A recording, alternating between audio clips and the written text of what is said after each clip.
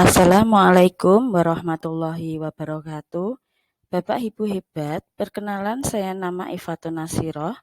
Dalam aksi nyata kali ini dalam Merdeka Belajar, saya akan memaparkan tentang menyebarkan pemahaman Merdeka Belajar. Dalam topik pertama, topik belajar ini terdiri dari 3 topik, yaitu yang pertama, pemahaman, gagasan, dan prinsip pendidikan berdasarkan pemikiran Ki Hajar Dewantara. Topik yang kedua yaitu pemahaman untuk memfasilitasi murid agar tumbuh sesuai dengan kodratnya. Yang ketiga yaitu penerapan pembelajaran yang memerdekakan pada murid.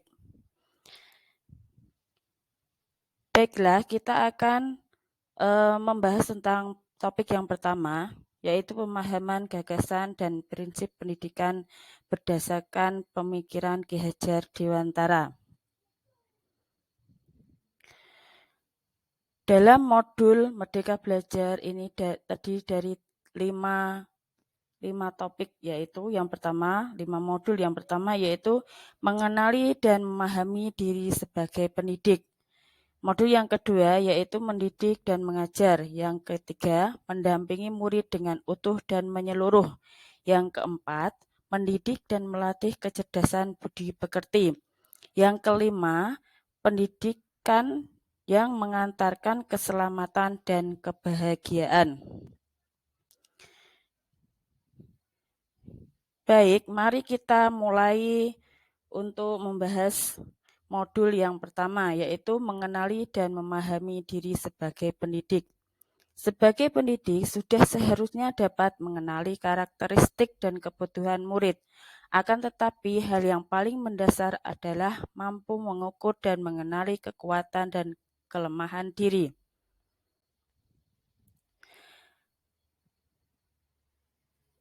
Modul yang kedua yaitu mendidik dan mengajar.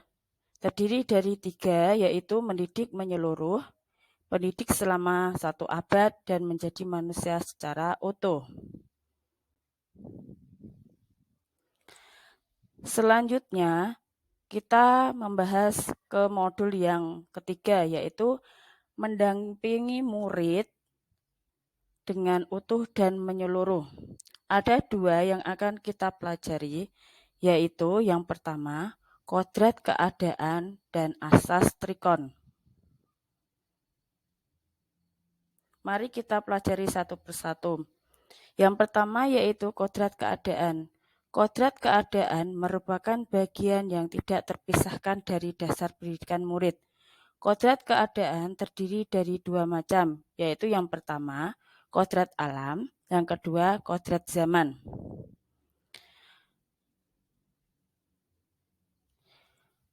Kodrat alam yaitu kodrat yang berkaitan dengan sifat dan bentuk lingkungan di mana mereka berada. Sedangkan kodrat zaman yaitu bagian dasar pendidikan murid yang berhubungan dengan isi dan irama. Bahwa segala perubahan yang terjadi pada murid dihubungkan dengan kodrat alam dan kodrat zaman. Tugas guru memastikan seluruh dimensi diri dalam kehidupan murid bisa dikenali, digali, dan dikembangkan. Selanjutnya, kita akan membahas tentang asas trikon. Asas trikon ini terdiri dari 3. Yang pertama yaitu kontinuitas. Kemajuan kebudayaan merupakan keharusan lanjutan langsung dari kebudayaan itu sendiri. Sedangkan konvergen yaitu kebudayaan menuju arah kesatuan kebudayaan dunia atau kemanusiaan. Konsentris, kebudayaan harus mempunyai karakteristik dan sifat kepribadian sendiri sebagai pusatnya dalam lingkungan kebudayaan dunia atau kemanusiaan. Selanjutnya, kita bahas tentang modul yang keempat, yaitu mendidik dan melatih kecerdasan budi pekerti.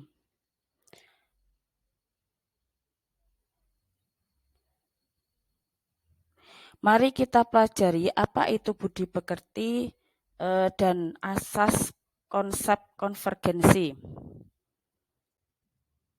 Menurut Ki Hajar Dewantara, budi pekerti terdiri dari dua kata, yaitu budi dan pekerti. Budi yaitu ranah batin yang meliputi trisakti, cipta, rasa, dan karsa. Sedangkan pekerti yaitu ranah lahir yang mewujudkan tenaga. Jadi, budi pekerti adalah hasil dari bersatunya pikiran, perasaan, dan kemauan sehingga menimbulkan tenaga. Sedangkan konsep teori konvergensi yaitu transformasi pendidikan yang mengarahkan murid dapat berinteraksi dengan budaya lain tanpa kehilangan jati dirinya.